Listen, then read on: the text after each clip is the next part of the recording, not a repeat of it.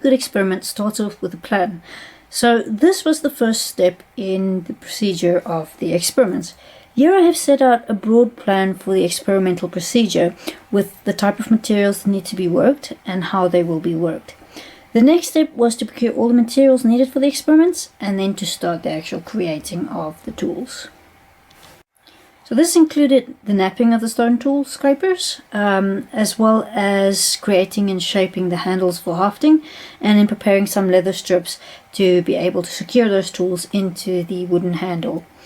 The process will be covered in this video, part 1, and then there will be a part 2 which discusses shows the actual use of the scrapers on the different materials, and then part 3 will likely cover all of the results from the studies and the use where.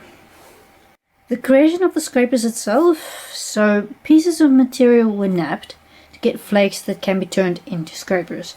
A variety of techniques were used, including freehand hard hammer, so a piece of stone used as a hammer, and soft hammers like a piece of wooden billet or bone.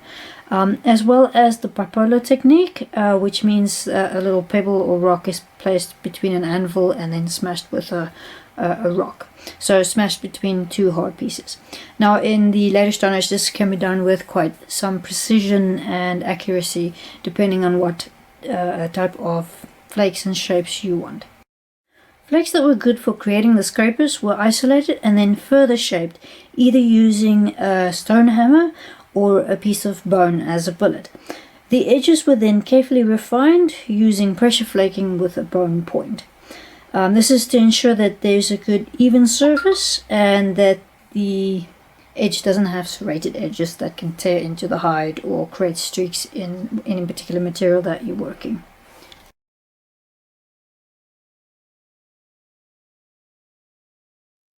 Scrapers needed to be hafted onto a wooden handle, so some pieces of wood were shaped into handles and cut down for this purpose. Modern tools were used for this process to save time, as the focus of the experiment was on the working edges of the actual stone scraper and not the handles or the hafting area. And doing it the traditional way would have taken months, because you'd have to use stone implements to scrape every piece and shape every piece. Now the handles were basically to create, for some of the tools, a very stable handle to use the tool, as some of them were lightly hafted. But we're also having some pieces of stone scrapers that we're going to use only with the hand to get an idea of what different techniques they may have used and to see if it has an impact on the use wear. To note though, use wear might have been impacted by the actual making and shaping of the scrapers themselves, as you often use pieces of stone or bone to shape the edge that you'll be using for working. That may leave some traces on the tool, so a couple have been used as control where we'll look at them under the microscope and they won't be used for any task. They'll just be finished, completely napped but not worked.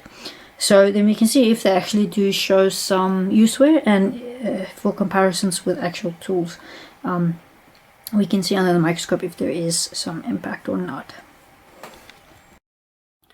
4 tools were used for each task, and each of these tasks included working a different material to see if use wear materials differ between the materials, and well, likely they will, and to be able to get some sort of catalogue for the different use wear patterns for the different materials. So 2 of the 4 tools that were used in each material were used until they were thoroughly spent, or between 100 and 500 strokes to make sure that they've been worked thoroughly, or until the material was thoroughly worked. 1 of them was retouched to see if any use wear remains after the tool has been retouched or sharpened, and then 1 was left untouched to show the use wear in its full glory. Alright, the other 2 remaining tools, 1 was used more in a pushing action, whereas all the others were used in a sort of pulling, scraping action, either away from you or towards you. And then the last one, the 4th one, was used as a handheld tool that wasn't hafted to a handle, to see if there is any differences with that.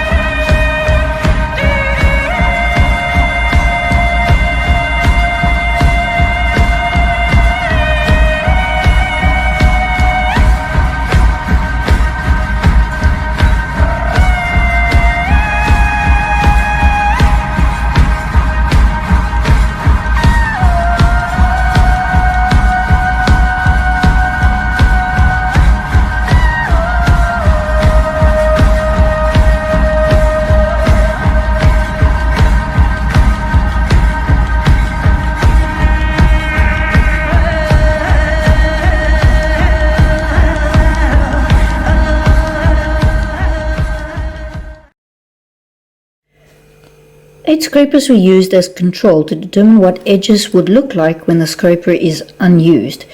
The edges are unpolished with no rounding present, and rounded flake scars are present with smaller removals overlapping previous larger removals.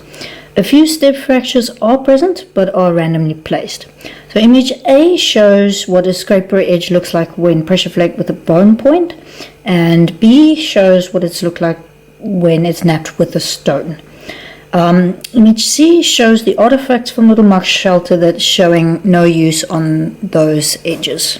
Scrapers used on bone exhibit heavy damage to their edges presented as squarish flakes with multiple overlapping step fractures and crushing on the edge. Rounding and polish only appear once the edges has receded. For wood, use wear from scraping wood shows as the occasional large semicircular flake with multiple smaller semicircular flakes overlapping each other, often resulting in a serrated appearance on the edges that's made contact with the material. Image D shows the formation of these scars before they break off, showing how it creates that serrated appearance.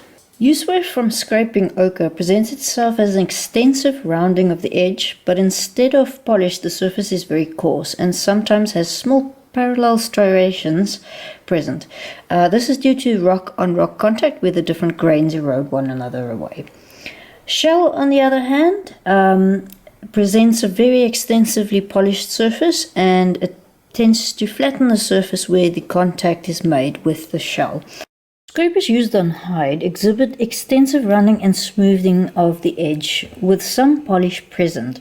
Polish is also visible on the ventral side with a slight flattening. For plant material, macro useware doesn't really show up and is barely visible to the naked eye and would need a higher resolution to see properly. Scrapers at Little Muck were used working bone, wood, shell and hide in varying degrees and throughout time. There is a predominant use on hard materials throughout the site's history, with some use on shell and hide in the earlier occupations. Wood and hide were more often scraped prior to contact of foragers with farming communities, but a behavioral change is seen after the contact, where scrapers were used more frequently on bone. It is not certain exactly what the bone pieces were shaped into and why, but preliminary analysis of work bone at the site indicate that bone points and link shafts were made. This could be for either direct trade with the farmers, or more likely the site was used for manufacturing hunting implements, and the hunted animal products were then used to trade with the farmers for goods that the foragers needed. This indicated that foragers were not just passively standing by watching change in the area, but were actively involved in the local economy.